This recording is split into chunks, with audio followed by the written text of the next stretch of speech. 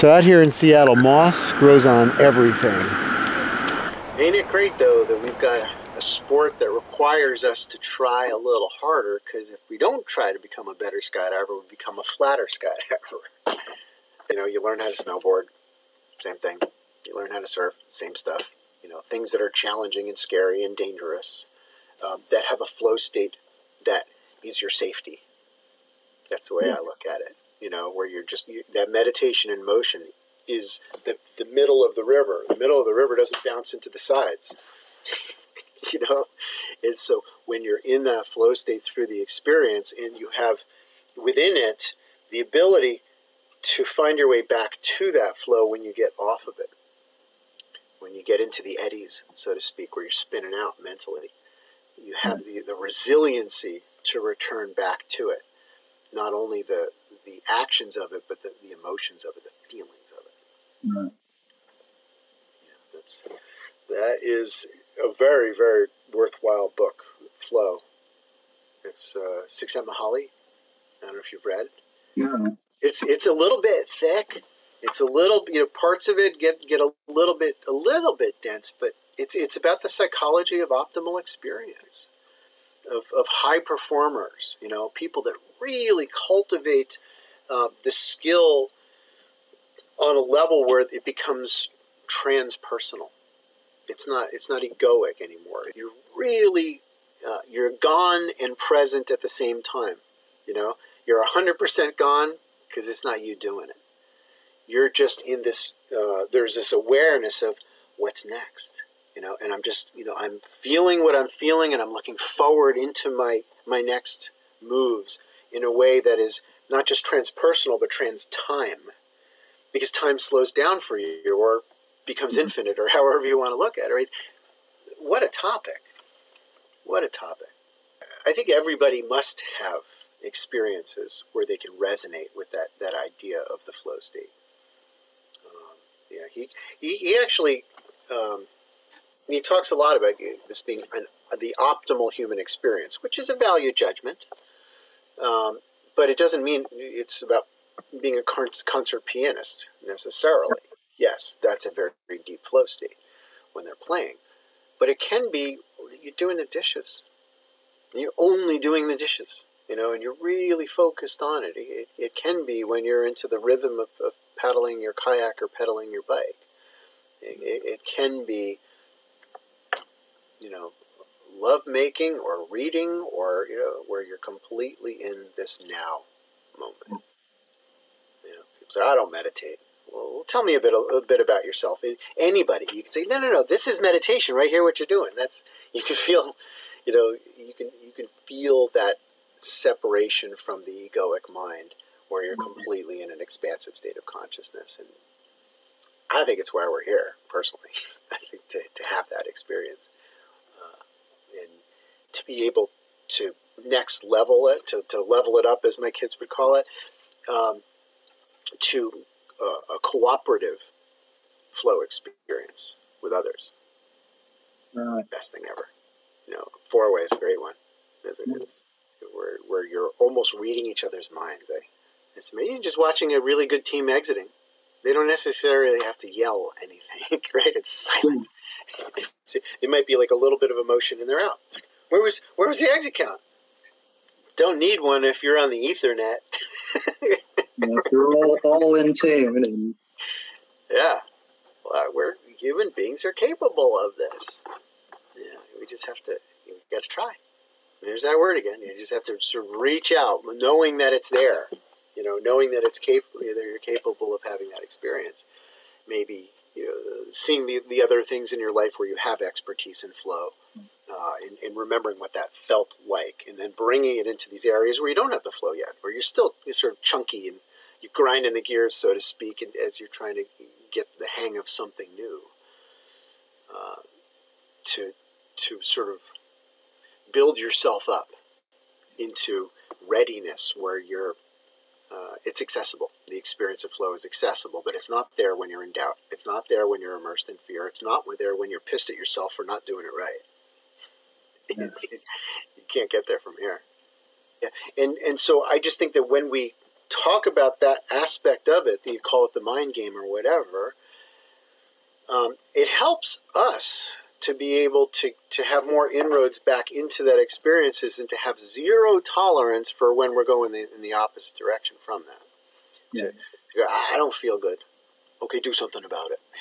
Maybe it means step back. Maybe it means close your eyes and breathe, and only breathe, and that's the only thing that's happening. Is noticing the breath, relaxing the body, until I'm, compatible, a compatible component to the flow experience, where I can step aside from thought. And then, hopefully, as we start to add more awareness to that process of returning to flow, Right. we can share it. Yeah. How do you tell somebody who's never felt the flow experience in any part of jumping out of an airplane? It's all just and difficult, and they don't know what to do, and they don't know where to look. Just everything is just overwhelming. To share and explain your experience of being in the flow and noticing what you do when you get out of it. How much time do you spend in self-aggression when you make a mistake? Right. A quarter of a second would be a long time. Right? Fail short. Yeah, especially in the mind. I mean, a quarter of a second is a long time. It is a long time. Absolutely. Yeah. Last night, perfect example. I'm laying down with Matthew. I finished reading. I was too tired, and he's still chatty. And I fell asleep couldn't have been more than about 5 seconds. He said, Dad. And when he wanted to ask me some question or telling me a story, I said, Matthew, you're not going to believe it. I just had a dream. He's like, no, you didn't. No, I had a whole dream. I was driving some kid to college, and we were talking, and then he's like, no, you don't understand. Time is not linear. Yes, you can measure it, and yet you can't measure the human experience of it. Yeah, it was literally in five. It was like a blink, and there was an entire dream. You experienced the entire dream. Mm-hmm. And so then when you think about somebody who's up there scared, then they're having an entire experience in the blink of an eye of what they don't want to experience, of the scary and the slammer opening or the tumbling out of control.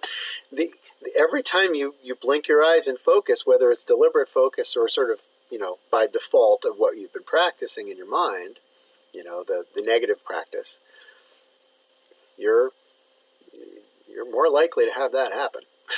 You get to a certain point, you're like, I know how to hit a target with my parachute. I know how to exit stable. I know the concepts well enough that I can do all the things that I am comfortable doing. The question is, the golfer, right, they know how to swing, but sometimes it still goes into the trees.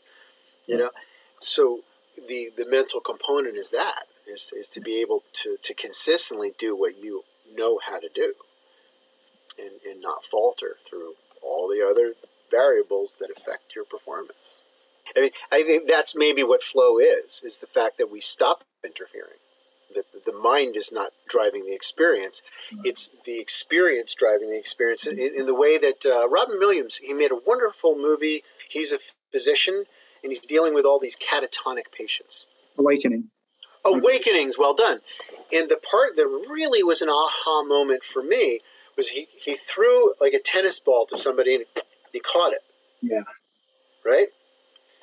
And he said, do you remember the line? He borrows the will of the ball. Mm. It's depersonalization of the experience. You're just doing what needs to be done.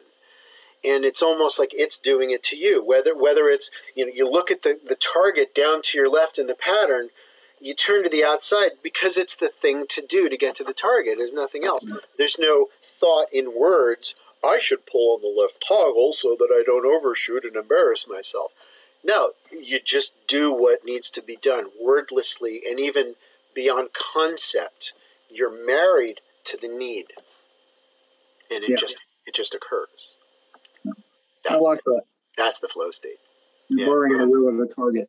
Exactly. Yes. If you hadn't said those words just then, I was going to say them. we were like totally on the Ethernet about that one. But yeah, it's true. It's very, very true. We just got to get out of our own way. Yeah.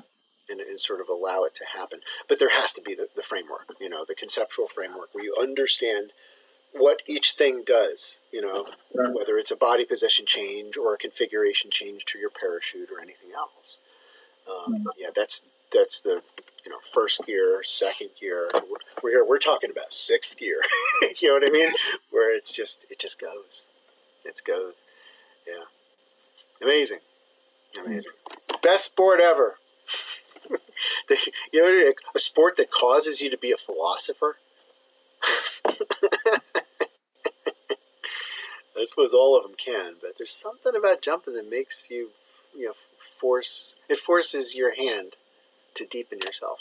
What if this was the best jump of your life? That standing up here, you can actually see where we just were.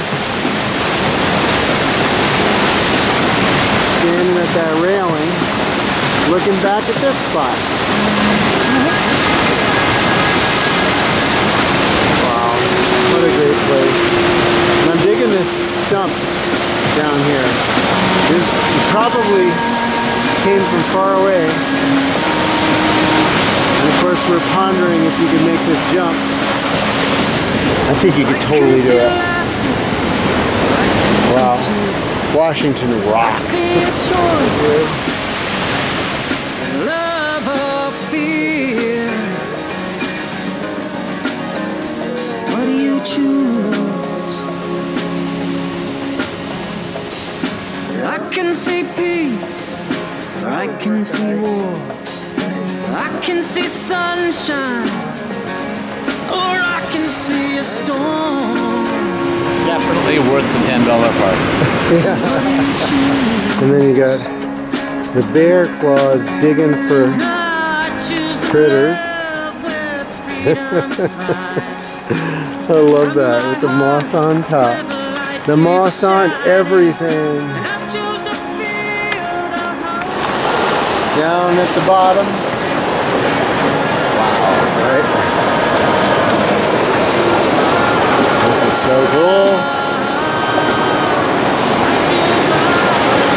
So some of the trees here, I don't think you can quite grasp the size of this arboreal behemoth, but if I get closer to it, you'll get a sense of how big it is. It's gigantic. Amazing. Absolutely amazing. It's worth it. Book a flight. Come to Seattle. Hike your ass off. Well, that's a view. Waterfall.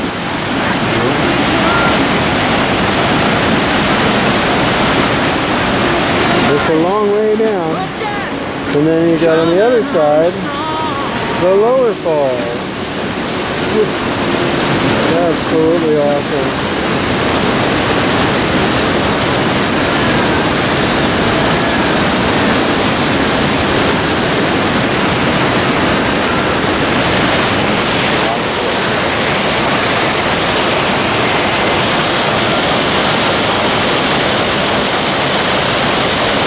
Wait up, Eric.